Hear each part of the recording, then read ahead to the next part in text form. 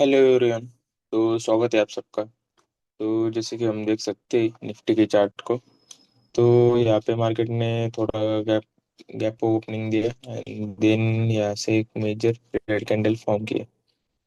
और then again market ने एक थोड़ा बहुत यहाँ पे सेलिंग मोमेंटम देने के बाद यहाँ पे एग्जैक्ट मार्केट ने 25,800 के आसपास से सपोर्ट लेते हुए मार्केट अपर साइड गए। जैसे ही मार्केट अपर साइड गया तो हमने यहाँ पे सेलिंग साइड का पोजीशन ले लिया एग्जैक्ट 9:30 को, ये वाले कैंडल को। अगर हमने सेलिंग साइड का यहाँ पे पोजीशन ले लिया और वहाँ से मार्केट में एक थोड़ा बहुत यहाँ पर सेलिंग हमको देखने को मिला। सेलिंग आने के बाद यहाँ पे मार्केट अगेन ऊपर साइड जाने का ट्राई कर रहा है, थोड़ा बहुत यहाँ पे होल्ड करने का ट्राई कर रहा है। अगर हम पोजीशन की बात करें तो यहाँ पे हम हल्के फुल्के लॉस में है। यहाँ पे बैंक निफ्टी के अंदर ऑलरेडी यहाँ पे उसके प्रीवियस हाई का ब्रेकआउट हो चुका है एंड मार्केट यहाँ से अपर साइड बढ़ने का ट्राई कर रहा है। और निफ्टी अगर बात करें, अगर इस जोन का ब्रेकआउट कर देता है तो प्रोबेबिलिटी है कि मार्केट उसके बाद यहाँ से डाउन साइड ही यहाँ पे गिरने वाला है। सेंसेक्स की भी अगर हम बात करें तो ये भी अगर इसका हाई के आसपास से अगर ब्रेकआउट कर देता है तो प्रोबेबिलिटी है कि मार्केट यहाँ से ही डाउन साइड यहाँ पे गिरना शुरू कर देगा। ऐसा क्यों? जब मार्केट के अंदर बैंक निफ्टी ने ऑलरेडी उसका प्रीवियस डे हाई क्रॉस कर लिया और यहाँ पर अगर ये जो लाइन दिख रहा है ये इसका ऑल टाइम हाई। तो अगर मार्केट ऑल टाइम हाई के आसपास ऐसा कुछ सिचुएशन बना लेता है तो मार्केट के अंदर यहाँ पर पहले ही यहाँ पर बायर आ जाते हैं, तो उनको मार्केट निकलने के लिए यहाँ पे डाउन साइड मोमेंटम कर सकता है।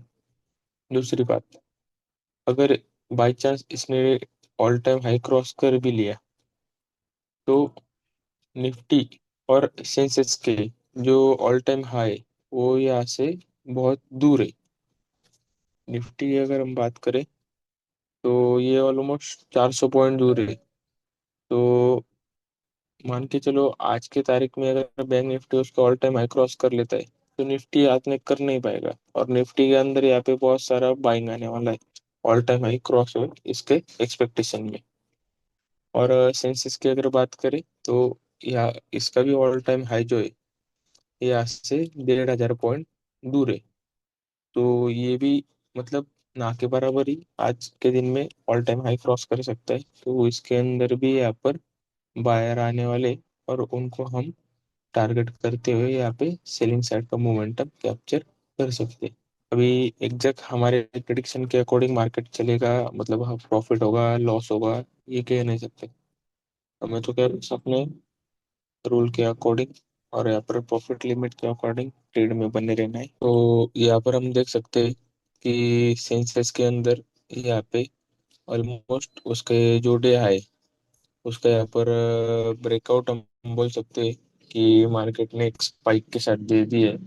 जब ये डे हाई ब्रेक कर लेता है तब ये कहाँ से घूमेगा ये अभी कहना मुश्किल है, क्योंकि मार्केट स्पाइक के साथ यहाँ से भी घूम सकता है, अपर साइड भी मोमेंटम करने के बाद घूम सकता है। तो हमें अपने लॉस के अकॉर्डिंग मार्केट यहाँ पे रहने का मौका देता है, तो ये हम कह नहीं सकते। तो जस्ट हमें क्या करना है, अगर मार्केट के अंदर ब्रेकआउट भी दे देता है तो हम तब तक ही यहाँ पर रुक ही सकते हैं जब तक हमारा लॉस का लिमिट खत्म ना हो। जब हमारा लॉस का लिमिट यहाँ पर खत्म हो जाता है तब हम यहाँ से ट्रेड से लॉस बुकिंग करके चले जाएंगे। फिर मार्केट को उसके अगेंस्ट जाके यहाँ पर अगेन डाउन साइड का रैली दे दे तो भी हमें यहाँ पर कोई फर्क नहीं पड़ने वाला, क्योंकि जितना हम सही कर सके आज उतना हम ट्रेड के में एंट्री सही बनाए। एटलीस्ट मार्केट के एक टॉप के आसपास से मार्केट ने हमें सेलिंग दिया है। उसके बावजूद भी अगर हम मार्केट के अंदर गलत होते तो यहाँ पे हम लॉस बुकिंग करके चले जाएंगे। तो यहाँ पर हमारा लॉस थोड़ा बहुत बढ़ने लगा है। तो यहाँ पर हम टिके चार्ट को देख सकते हैं, यहाँ पे मार्केट ने डीआई का यहाँ पर ब्रेकआउट कर दिया है। तो यहाँ पे प्रोबेबिलिटी ज़्यादा है कि मार्केट यहाँ पे अपर साइड सस्टेन नहीं कर पाएगा। तो मार्केट को यही कहीं से वापस गिरना चाहिए। अगर ऐसा नहीं होता मार्केट यहाँ पर बढ़ता ही जाता है तो हम यहाँ पे अपने लिमिट के अकॉर्डिंग लॉस कट करके चले जाएंगे। प्रोबेबिलिटी है यहाँ पे बैंक निफ्टी के अंदर कि यहाँ पे इंडिया यहाँ पे ब्रेक कर दे। बट निफ्टी और सेंसेक्स के अंदर यहाँ पे अच्छा खासा कोई मोमेंटम यहाँ पे देखने को हमें शायद ही मिल सकते हैं आज अपर साइड के लिए। क्योंकि क्या होता है, जब कोई एक इंडेक्स ब्रेकआउट कर लेता है उसके बाद दूसरा करता है, तो उसके बाद यहाँ पे तीसरा इंडेक्स ब्रेकआउट नहीं करना चाहिए। अगर वो ब्रेकआउट कर देता है तो तीनों तीनों इंडेक्स वो यहाँ पे सेम वर्कआउट नहीं होते। तो उनको कुछ अलग करने के लिए यहाँ पे डाउन साइड मोमेंटम यहाँ पे करना ही होगा। तो इसलिए यहाँ पे अपर साइड अगर हम देखें, तो यहाँ पे अपर साइड हम बोल सकते हैं कि यहाँ पे कोई मतलब पोटेंशियल नहीं है बायर्स के लिए कि यहाँ से अपर साइड मार्केट चला जाएगा। हाँ, अगर दूसरे इंडेक्स को देख के यहाँ पे कोई बायर कर रहे, तो यहाँ पे उनको मार्केट ऐसे देने वाला है। Market slow and study upper side यहाँ पे जाने का ट्राई कर रहा है। और जिस तरीके से यहाँ पे छोटे छोटे छोटे रेड कैंडल बना रहा है ना, तो वो कैंडल से हमारा काम यहाँ पे नहीं बनेगा। डायरेक्शन के अकॉर्डिंग यहाँ पर सही होना है। तो मार्केट ने यहाँ पे बड़े बड़े रेड कैंडल बनाना शुरू कर देना चाहिए, तब जाके हम यहाँ पे डायरेक्शन के अकॉर्डिंग और ट्रेड के अकॉर्डिंग यहाँ पर सही हो सकते। जब तक मार्केट के अंदर ऐसे छोटे छोटे रेड कैंडल बनेंगे तब तक मार्केट यहाँ से गिरने नहीं वाला। तो मार्केट यहाँ पे ऊपर ही जाने वाला है। पर हम देख सकते हैं निफ्टी के अंदर यहाँ पे बड़े ग्रीन कैंडल निकलना शुरू कर दिया है। और हमें आपसे ट्रेड में ले लेते हैं एग्जिट।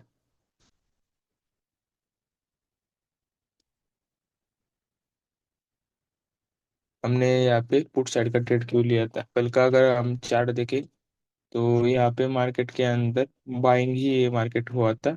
और देन मार्केट के अंदर यहाँ पे थोड़ा सा डाउन साइड या आके यहाँ पे क्लोज कर दिया था। तो यहाँ पर जो भी बायर आए होंगे रैंडमली बायर, तो यहाँ पे वो गैप अप वगैरह देख के यहाँ पे बाइंग तो कर लिए होंगे, बट यहाँ से ट्रेड कट करके यहाँ पे निकलने गए होंगे। तो जस्ट हम उनको टारगेट करने के लिए यहाँ पे सेलिंग साइड का यहाँ पर ट्रेड हमने लिया था।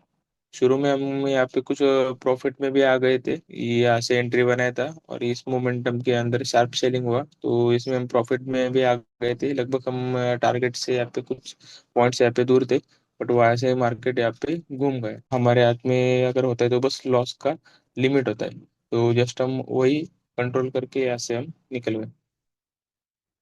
तो आज के लिए इतना ही। धन्यवाद।